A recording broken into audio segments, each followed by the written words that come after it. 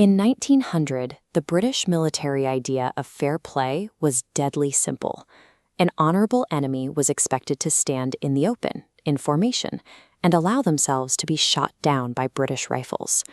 The Boer forces in South Africa refused to participate in this arrangement.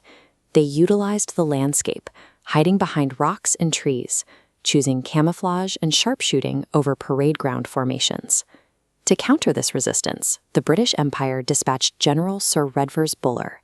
He arrived with an elaborate master plan to relieve the besieged town of Ladysmith, backed by the vast resources of the world's most powerful military.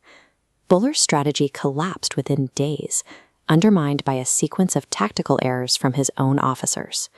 The military crisis of 1900 was a test of leadership. It forced a choice between rigid Victorian tradition and the lethal realities of a new kind of war. The first failure belonged to General William Gadiker, known as Backacher to his men. He planned a surprise dawn attack to capture a strategic railway junction at Stormberg. The plan required 2,700 troops to complete a difficult night march. As they moved into the darkness, they became lost. The single guide who knew the local terrain had been left behind. When the sun rose, Gadiker's men found themselves at the base of a sheer cliff. Looking down from the top were the Boer defenders, quietly drinking their morning coffee before opening fire. Under heavy fire, Gadiker's infantry made desperate, futile attempts to climb the rock face. Recognizing the failure, Gadiker ordered a retreat that quickly degenerated into a panicked scramble. Reaching a safe distance, Gadiker congratulated himself on escaping with only 90 casualties. Hours later, he realized his mistake. He had forgotten to issue the retreat order to over 600 of his own men. Trapped on the slopes, they had no choice but to surrender. Gadiker's failure at Stormberg suggests that British command prioritized movement on a map over the physical terrain where their men fought and died. Meanwhile, General Lord Methuen prepared his own offensive near Magersfontein. Looking at a prominent hill, he operated on a single assumption: the Boer defenders must be dug in at the summit. Methuen unleashed a massive artillery bombardment on the peak. He did not know the Boers were actually entrenched at the base of the hill, watching the explosions overhead like an evening fireworks display. Assuming the enemy was shattered, Methuen ordered Brigadier Andy Watchhope to march 3,500 men from the Highland Brigade into the pitch black of a torrential rainstorm, advancing shoulder to shoulder. At dawn, they walked straight into the Boer trenches.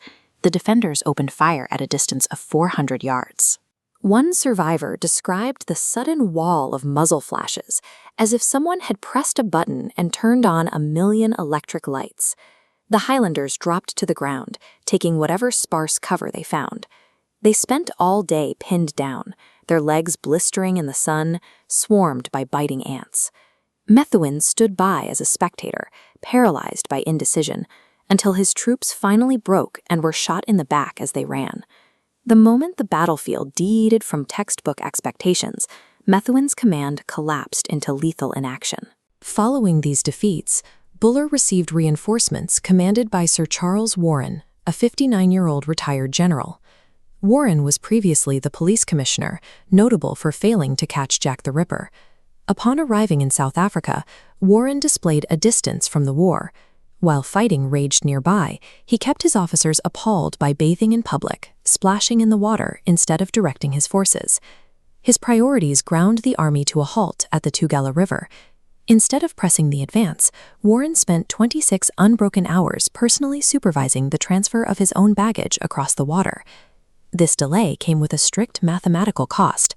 When Warren reached the river, he faced 600 Boer defenders. By the time his luggage was finally across, the opposing force had grown to over 6,000. Buller recognized that his subordinate was aimless and irresolute. Yet, instead of removing him, Buller appointed Warren to command the crucial assault on the isolated hill of Spion Kop. The British promotion system prioritized social rank over operational results, keeping senior officers in command even as their methods failed. The assault on Spion Kop began with no proper reconnaissance. Warren ordered his men into thick fog, demanding they empty their rifles and rely solely on bayonets. He sent no machine guns and no field telegraph to maintain communication. He even forgot the sandbags. The troops reached what they believed was the summit and attempted to dig defensive trenches. They had been given 20 picks and shovels for 2,000 men, and they were trying to dig into solid rock. As the fog began to lift, the British realized their error. They were not on the peak, but exposed on a lower plateau. The Boers had secured the actual high ground and opened fire from 3 sides, subjecting the trapped infantry to a crossfire. Down below, Warren remained separated from the event. When a young war correspondent named Winston Churchill arrived to inform him that his men were trapped on the hill, Warren ordered Churchill's arrest. Spionkop demonstrated the cost of command isolation. The British soldier paid in blood, while his leadership operated from a distance, separated from the tactical truth of the battlefield. The absurdity of the operation was clear to the men on the ground. 1,700 soldiers were ordered to take and hold a barren peak, while the rest of General Buller's 20,000-man army just stood at the base of the mountain and simply watched. After 9 hours with no communication from Warren, the local commander ordered a retreat. As the survivors stumbled down the rocky slopes, they met fresh troops climbing up. Warren had finally decided to occupy the hill in force, but it was too late. The Boers controlled Spionkop. In the aftermath, Buller deflected the blame, calling Warren a duffer, meaning an incompetent person. But the common soldiers knew where the responsibility lay. They began referring to their commander-in-chief as Sir Reverse Buller.